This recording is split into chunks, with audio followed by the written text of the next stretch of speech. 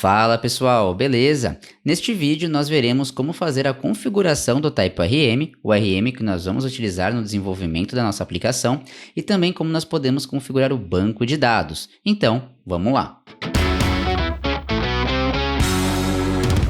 Lembrando que este vídeo faz parte de uma playlist sobre a introdução ao Nest.js, e o link para essa playlist com os vídeos já publicados você pode encontrar aqui na descrição desse vídeo, assim como também o link para o repositório com código-fonte. Então, bora programar! Fala pessoal, beleza? Então agora vamos dar continuidade aqui no nosso projeto, né? E basicamente o próximo passo é a gente fazer a configuração aqui do banco de dados.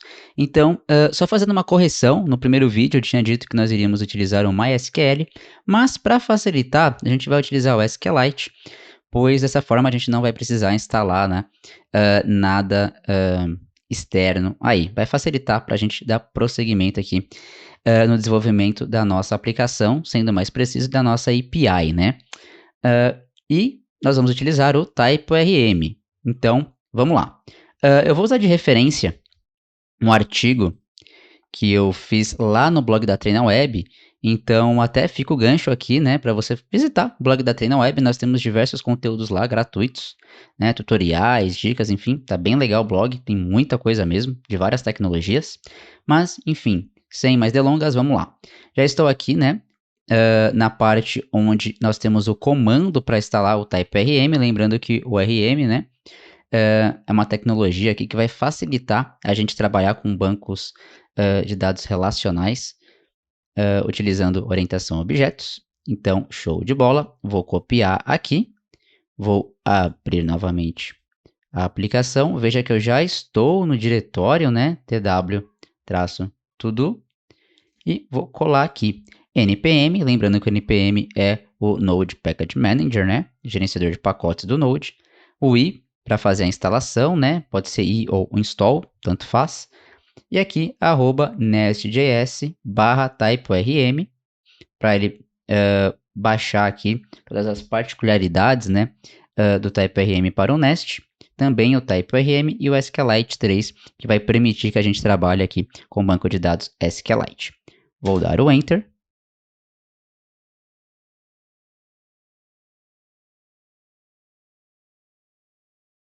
Beleza, ele fez a instalação. Vou dar um clear aqui, só para não ficar poluído o nosso terminal. Vou voltar lá no artigo e veja que agora nós temos que criar um arquivo de configuração, né?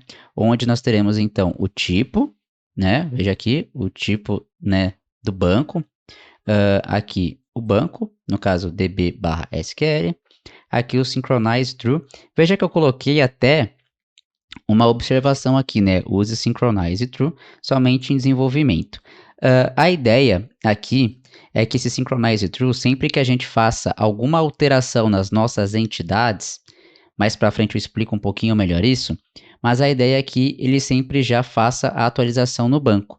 Porém, isso para aplicações em produção, obviamente, não é interessante. Para isso, a gente utiliza uma outra estratégia, que é o uso de migrations. Mas isso fica mais para frente, tá bom? Nesse caso, só é bom deixar bem claro que o Synchronize True é legal usar somente assim em desenvolvimento, em um projeto pessoal e tudo mais. Não usa Synchronize True em produção porque você pode ter problema, tá bom? Fica aqui a observação. E aqui as entities, né, onde ficarão as nossas entidades. Show de bola. Então, eu vou fazer o seguinte, vou copiar isso aqui para facilitar também.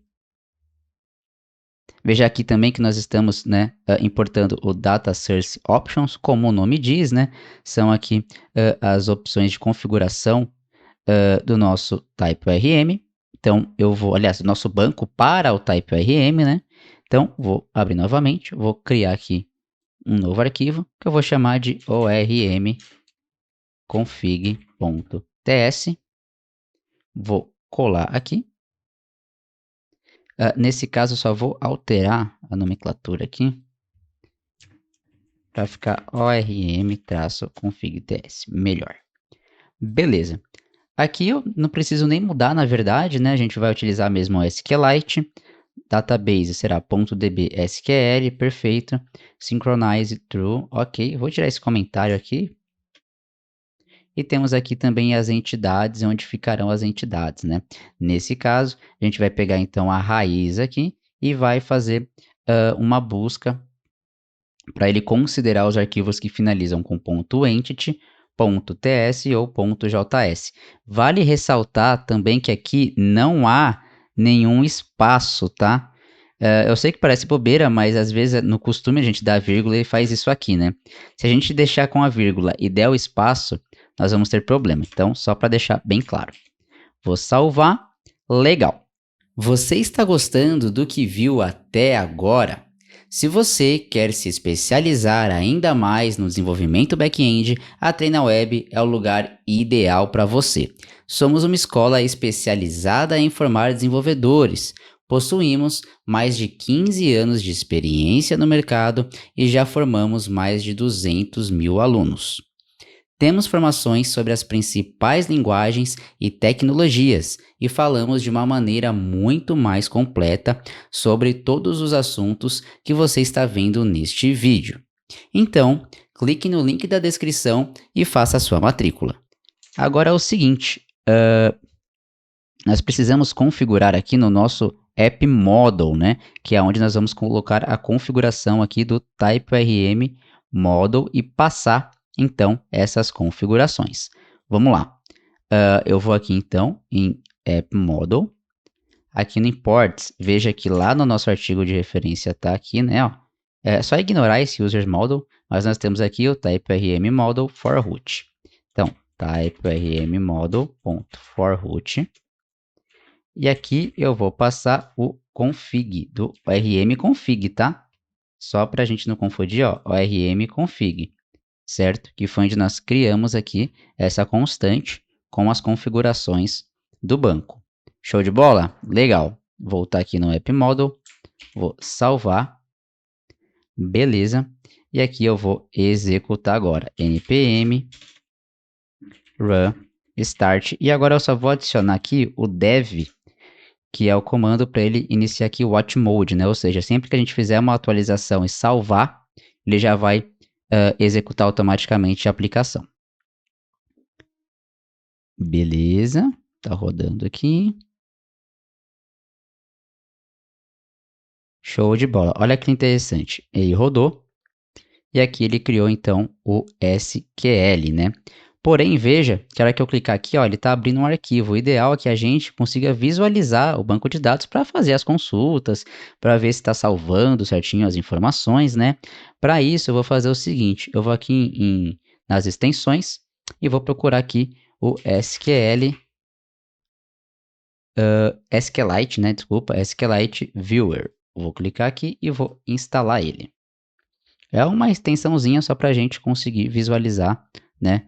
As tabelas e os dados ali do nosso banco. E beleza, agora eu vou fazer o seguinte então. Vou aqui, botão direito, Open with SQLite Viewer.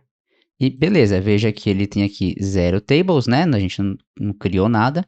Então beleza, mas a gente já está com a extensão apta aqui, né? A visualizar o nosso banco de dados. Perfeito. Vou fechar aqui.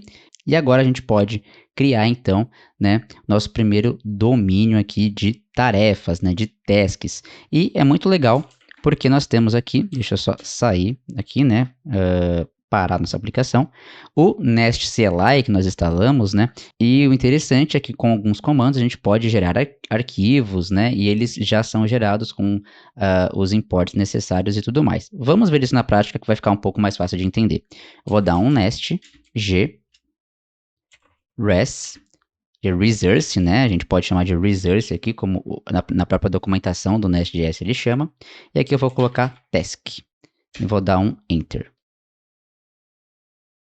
Ele deve estar processando ali os arquivos. Aqui ele já pergunta, né?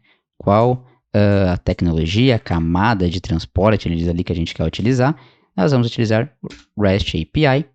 E aqui, se a gente vai querer criar, né? Já criar as rotas aqui e tudo mais de um CRUD. Eu vou colocar yes, porque já vai facilitar bastante pra gente. Show de bola. Veja aqui, ele já criou uma pasta aqui, né? Task, bem legal. E aqui nós temos então já os DTOs, nós vamos explicar isso no andamento do curso. o create task, update task, a entidade, que é muito importante para a gente, né? Que será aqui o que vai refletir no banco de dados, as propriedades que terão uma tarefa, uma task nesse caso. Aqui o spec eu vou excluir, a gente não vai utilizar. E já temos aqui o controller. E olha que legal, o Nest CLI ele já gera para a gente, né, todas as rotas aqui básicas de um CRUD. Então nós temos aqui um post, temos o get, o outro get aqui, né, que esse aqui é para localizar todas as tasks no caso, aqui para localizar uma task por ID, aqui para atualizar e aqui para excluir, remover, enfim. E ele também já importa aqui tudo que a gente precisa, isso já adianta bastante coisa. Temos também nesse caso aqui já um construtor utilizando injeção de dependências, a gente vai entender um pouquinho melhor isso no curso também. Mas, basicamente, né, ele já passa aqui também o Task Service, onde a gente tem também já a camada de serviço. Deixa eu vir aqui, Task Service, onde nós temos aqui o Create, Find All, Find One, Update, Remove, né? Claro, obviamente, ele não implementa um método, mas ele já traz aqui todo o modelo para a gente só se preocupar realmente, né, em fazer toda a lógica aqui do nosso negócio. Mas ele já traz um modelo muito bem montado para a gente aí. Esse service spec eu vou deletar também. E beleza, então basicamente a gente já tem aqui criado, né, o nosso domínio, o nosso resource task aqui, para a gente começar então a trabalhar em cima, né, de como a gente vai cadastrar uma task, de como a gente vai atualizar, enfim, alterar status e tudo mais. Então, te vejo no próximo vídeo. Não deixe de se inscrever no canal e compartilhar esse vídeo com todo mundo que você conhece que está aprendendo desenvolvimento e até o nosso próximo vídeo.